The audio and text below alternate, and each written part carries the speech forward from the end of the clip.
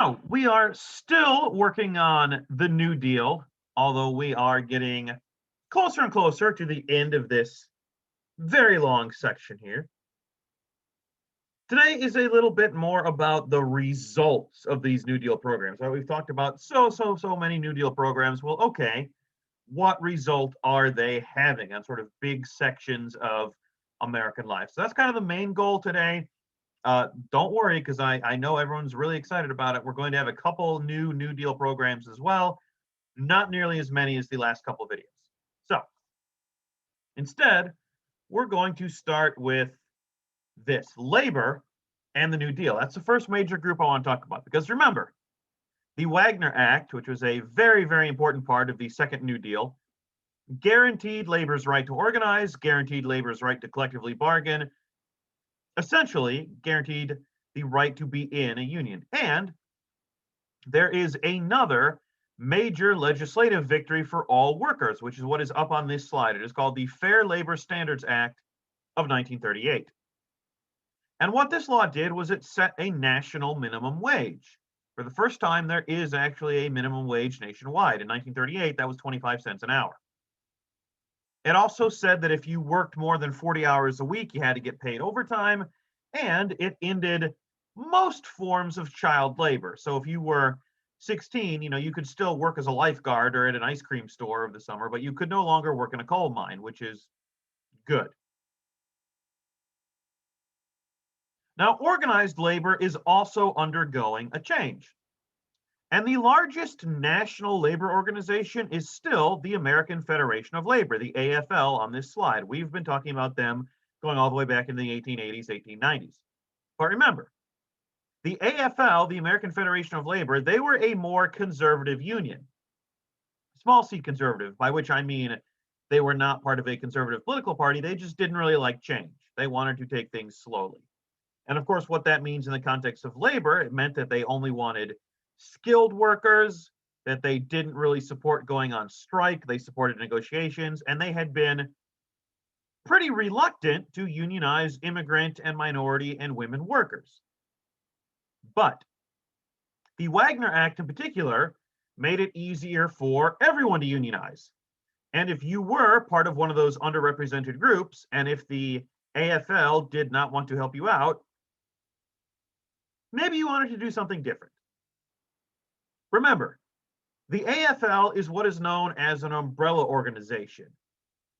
The people that it supervises are not individual workers, it's other unions, if that makes sense. So for example, you might work for the engineers union or the typists union or the railroad union, and that union would be part of the AFL. That's kind of how it works. There's an extra layer there.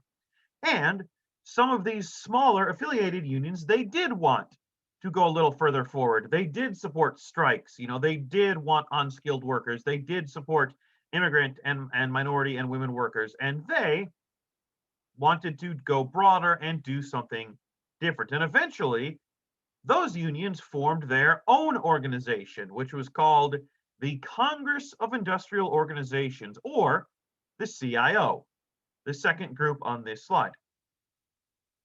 And when you compare them to the AFL, the CIO was a much broader group. They welcomed immigrant workers and minority workers and women workers. They specifically focused on unskilled mass production industries, industries that were a big deal nationally, but had not had a long history with skilled groups like the AFL, specifically steel and auto industries, right? The CIO got really involved with those. And they favored more radical tactics. They pioneered not only strikes, but sit-down strikes, where instead of marching around the building with your signs, you would just stop working and sit down inside the factory. And of course, if the factory owner wanted you out, he had to either give in to your demands or send the cops in to drag you out, which made him look very bad and things like that. And it was this more radical CIO that all of a sudden started gaining a lot of members and started winning a lot of victories. One of the unions that joined up with the CIO very early on was one you may have heard of. It's still around today. It's very big, called the UAW, the United Auto Workers. And they were trying to organize at General Motors. They wanted to get all the GM auto workers unionized. This is called the Flint sit-down strike. That's not super important to us, but it is in the late 30s. And they pioneered all of these new tactics, a sit-down strike, things like that. And General Motors had to give in. And they had to recognize the CIO, they had to recognize the UAW, and they unionized all those General Motors auto workers in Michigan. And because, of course, General Motors is one of the three big car companies in Michigan, the other two came along pretty soon afterward. And by 1941, Ford and General Motors and Chrysler were all represented by the UAW. This is a really, really big victory for this new CIO organization, for this new, more radical idea of, let's take the fight to the owners. Let's have sit-down strikes and things like that. And in fact, after falling throughout the 1920s, union membership rapidly expanded nationwide all throughout the New Deal. There were about 3 million union workers in 1932 and about 9 million union workers in 1939. So that number tripled during the New Deal era. Again, this is a picture from a different but very similar sit-down strike by the UAW in Michigan, right? It's sort of like a camp out with a purpose. They have brought in all their beds, they have even brought in the comics to read, and they are just going to hang out on the factory floor until they get what they want. And they usually did at this time period.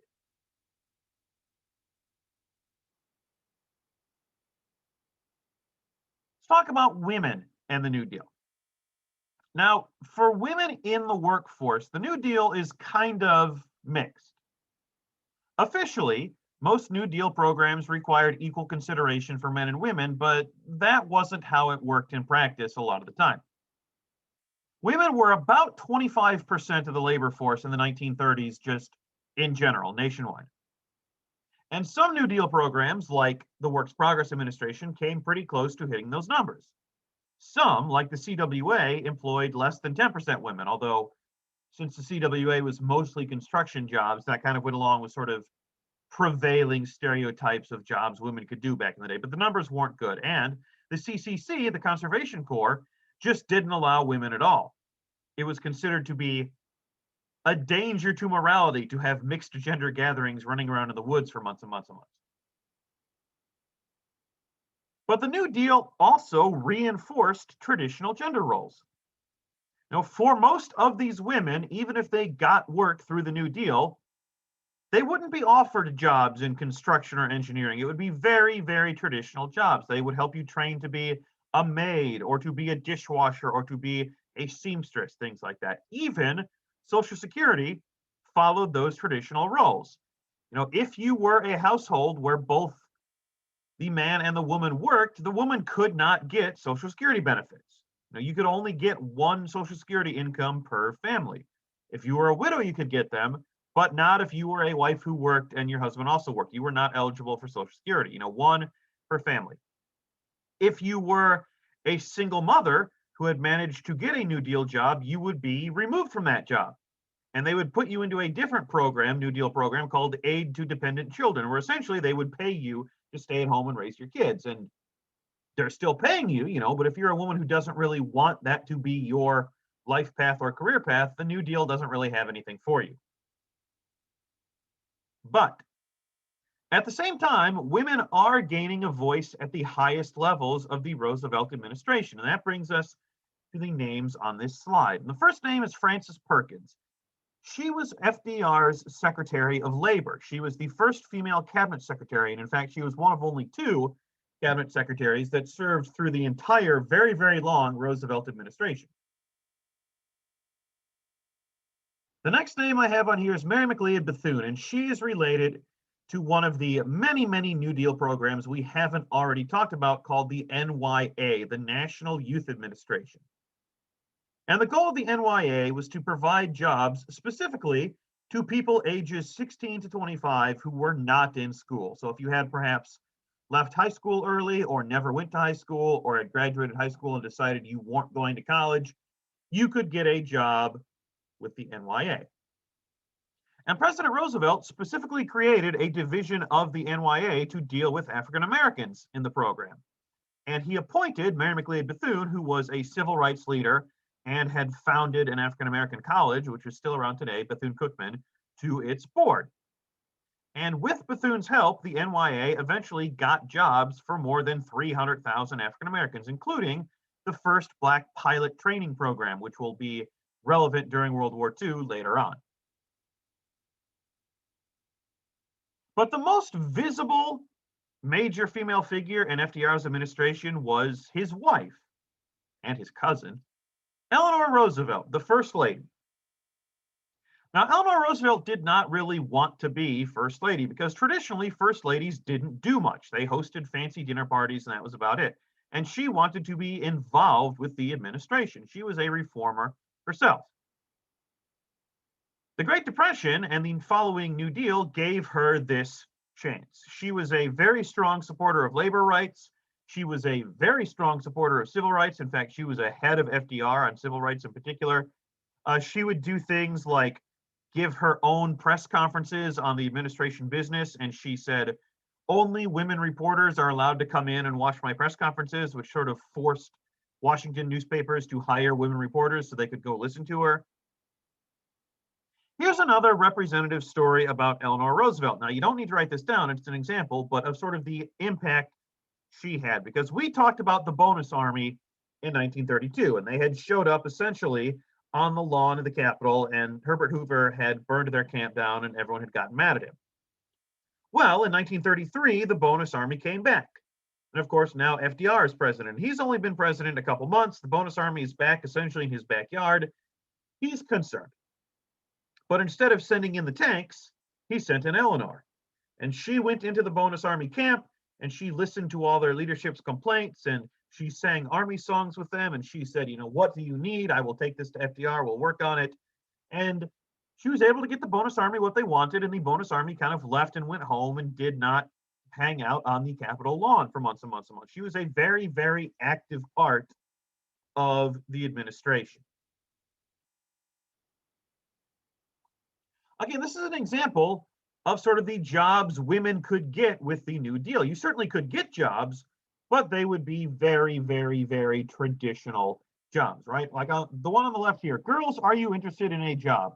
Find out what an occupation has to offer you. But if you can see it's a little small, you know, you could be a seamstress, or you could be a typist, or you could be, I believe this is sort of a perhaps grocery store worker, or you could be a nurse. You know, those are sort of the jobs that are available. You know, typing was a really big one, right? So you could get a New Deal job.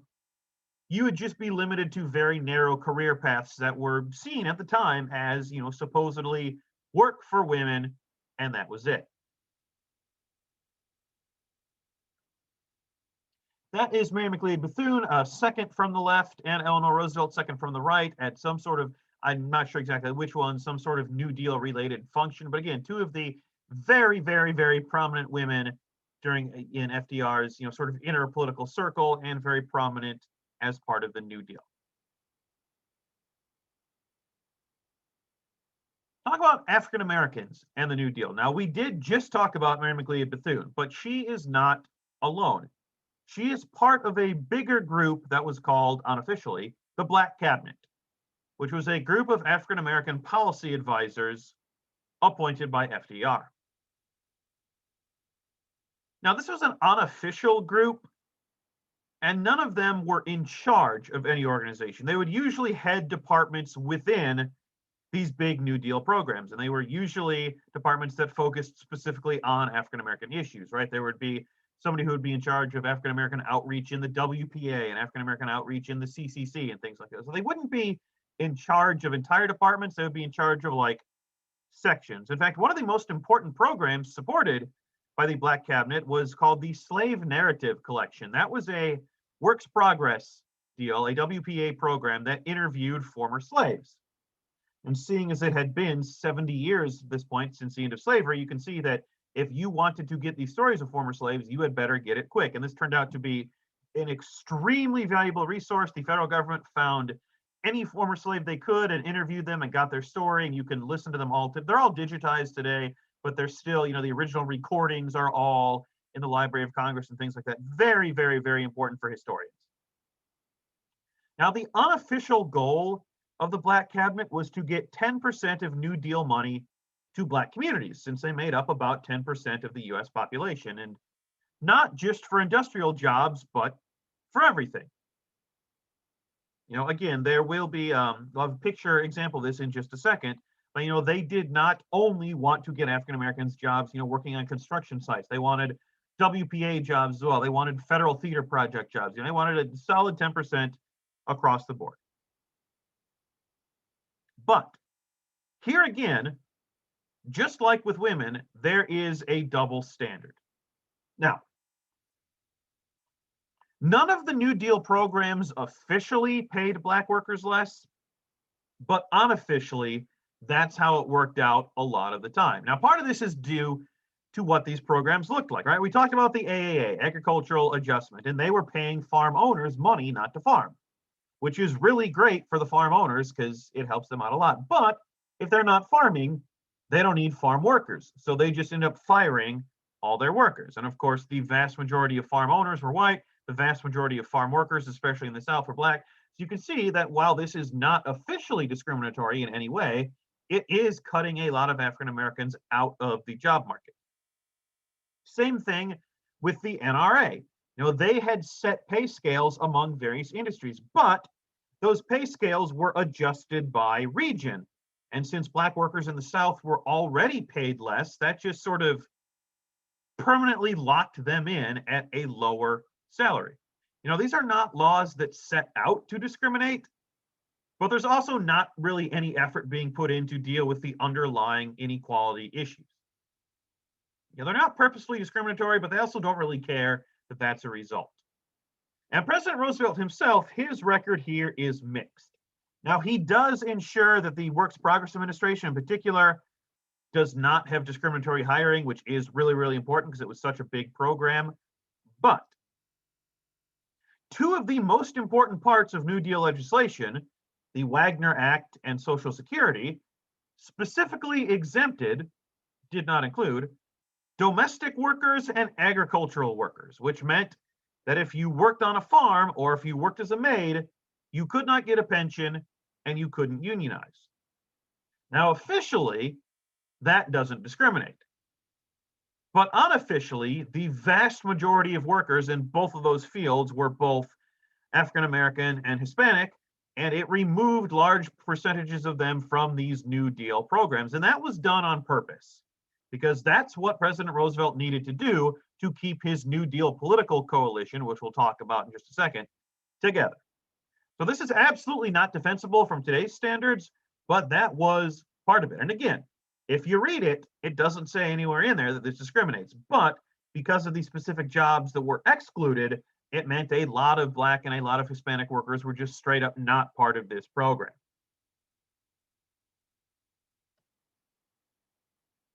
And again, even when you were included, there was still sometimes segregation within the unit, right? These are African American workers at a CCC project, a Civilian Conservation Corps.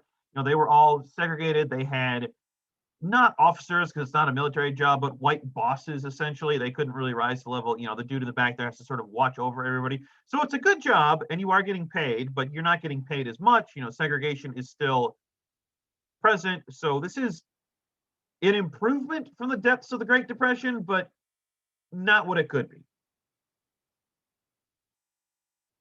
And again, talk about the Black cabinet. They pushed for Black representation in all New Deal programs, not just kind of heavy labor like the CCC or like the old PWA or things like that, but they wanted to be part of Works Progress, et cetera. This is the Federal Theater Project presentation of Macbeth, 1936. Very famous, especially for its costuming, which you can see here. And if you can see on the right, it even says the WPA Federal Theater Negro Unit. So this was one of the programs that had a specific subcategory to help out African Americans in particular. Now, that's what the groups like the Black Cabinet really, really pushed for. Let's talk about the rural New Deal, geographic aspects of the New Deal.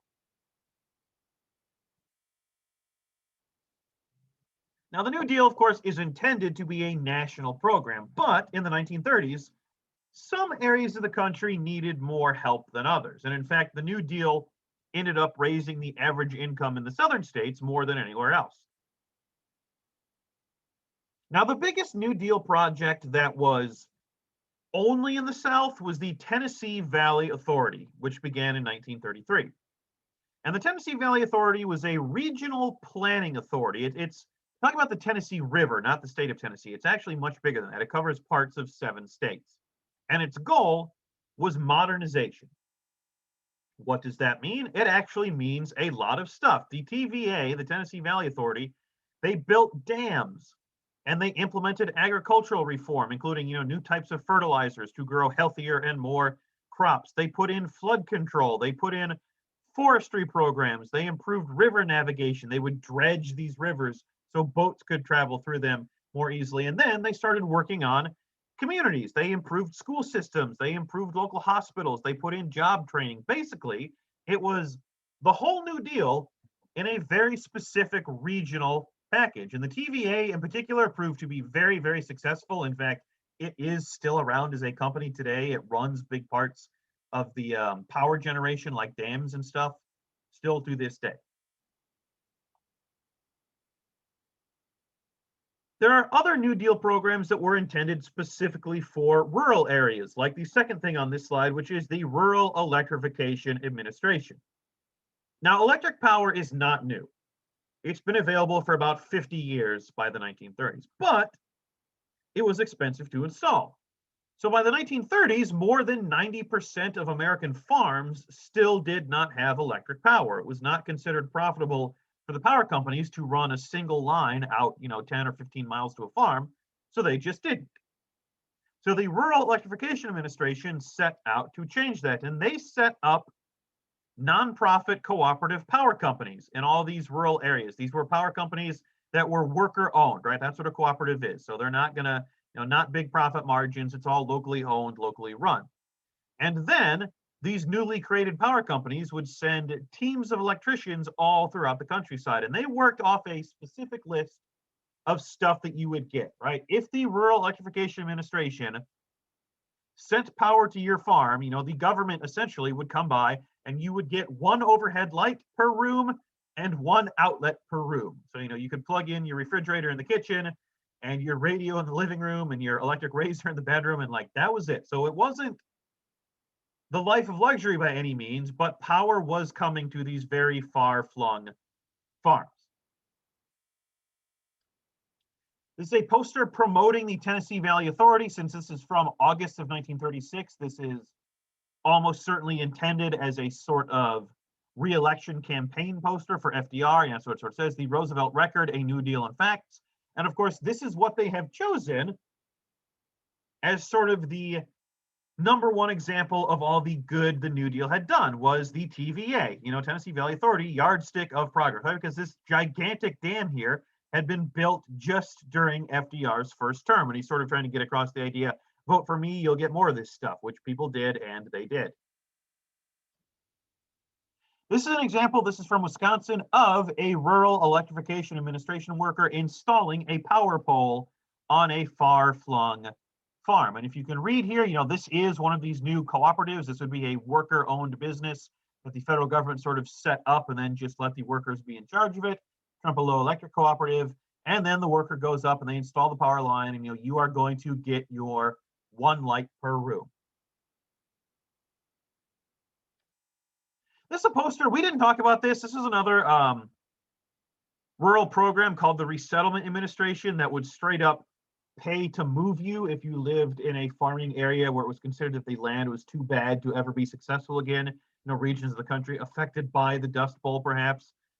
This program, pardon me, was not as successful because it turned out to be a little controversial in terms of the federal government just paying to move people, but it was present as well. Don't worry about writing it down, but it's here. The Resettlement Administration, give farmers a new start. And I want to throw this in here as well, because another New Deal program that we didn't talk about, because again, believe it or not, we are skipping stuff here, is the Farm Security Administration. And one of the very, very, very famous things the Farm Security Administration did was pay to send photographers to rural America and just take pictures of life as it was. And that did include San Angelo. Here are a couple pictures taken in the late 30s by the Farm Security Administration. And they sort of focused on what was known as the biggest industry of the town at that point, San Angelo in the 30s, is all about ranching. It's all about the stock show, things like this. These are farmers who are coming to visit the stock show over there on the left. And on the right, that is part of the slave narrative project, right? There were former slaves living in San Angelo in the 1930s. And the slave narrative project came and got their stories. And then the Farm Security Administration came out and took their pictures. And it's because of these New Deal programs that we have records of this. Very, very, very important for historians, for posterity. Both of these are now gigantic online databases that you can read all day if you'd like. Very, very useful. We've made it, believe it or not, to conclusions on the New Deal. The last major New Deal program is actually kind of up for debate for reasons that don't really concern us. It's generally considered to be either the Fair Labor Standards Act of 1938, which we've already talked about, or the first thing right here, the Housing Act of 1937. Now, the Housing Act made public housing a federal program also. Now we are back to urban areas, very urban areas, inner cities, right? It provided money to clear these old tenement houses. It provided money for urban renewal, provided rent assistance for low-income households. This is the beginning of what will become a federal department that's still around today, which is HUD, Housing and Urban Development. It got its start with the Housing Act. That's the last program we're going to talk about, which means it's time for a recap. Now, it's pretty obvious why FDR was first elected in 1932, during the depths of the Great Depression. Essentially, it didn't matter who the Democratic candidate was, they were going to be elected. By the time we get to 1938, though, FDR was 6 years in, and not only was he still super popular, he'd built greater political majorities than ever. So the question is, who's voting for him? Now, the easy answer is everybody, but of course it's a little more specific than that. The answer is what historians call the New Deal coalition. These are people who like to vote for FDR, who like to vote for the New Deal. This included the Deep South, which had been a very traditional Democratic Party stronghold for essentially 100 years at this point. It included groups that had been won by the Democrats back in the 20s by Democratic candidates like Al Smith. Those were inner city urban populations. Those were recent immigrant populations. It included labor unions. They very much liked FDR because of things like the Wagner Act. It included farmers who very much liked FDR for things like agricultural adjustment and agricultural subsidies. It included anybody who had been unemployed or underemployed. They just sort of loved the New Deal in general.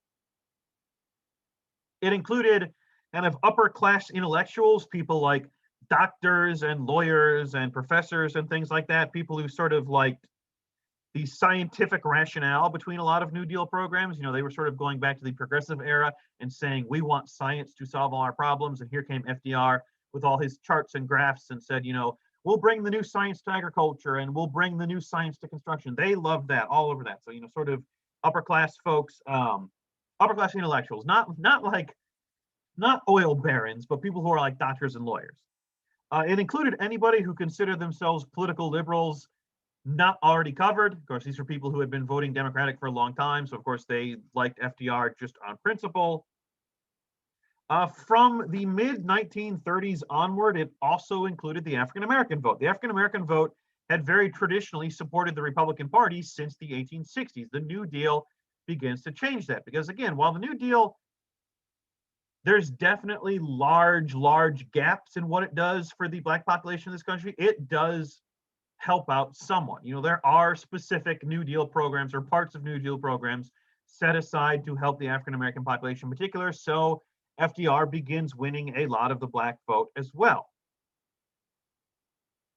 That's almost everyone. In fact, pretty much the only groups that are not voting for FDR are big businessmen and the suburban middle class. And the suburban middle class is a huge part of political life today, but it wasn't nearly as big back then, so it's not as big of a deal. But this is also, and this is a phrase we've used before, a big tent party, which means there's a lot of people who want different stuff all voting for you, which means if you are FDR, you've got to keep all these groups happy at once. And that, the bigger your party gets, the more difficult that is. The New Deal coalition includes the Jim Crow South and the African American urban vote. Like, those are two groups that have literally nothing in common with what they want. How are you going to keep both those groups happy? Well, initially, FDR is able to do so by essentially saying, I'm pulling everybody out of the Depression, and that's enough. By the time we get to the late 1930s, with things like the Roosevelt recession and the court packing plan, that gets a lot more difficult. And in fact, by 1938, the Democratic Party has begun losing a lot of seats in Congress in the midterms. Now, FDR is still going to be president going forward. In fact, he will run for and win an unprecedented third term, but for a much different reason, which is national defense, because we are about to put the New Deal behind us and head on to World War II. Again, just a couple of posters supporting federal housing programs in the 1930s and 1940s. On the left, now the U.S. Housing Authority says slums breed crime, so we will have federal money to knock these old tenement houses down and build new ones. And on the right, is housing a public responsibility? And this is coming from a very New Deal era attitude, because essentially it's pointing out all the stuff the government is already doing for the average American. Free schools, cheap post office, better trains, better ships, better highways, better planes. Is the American home less important? And the answer, of course, if you looked at this, would be no. The federal government should also pay for housing, which they did as one of the last New Deal programs. So after untold hours, we are done talking about the New Deal.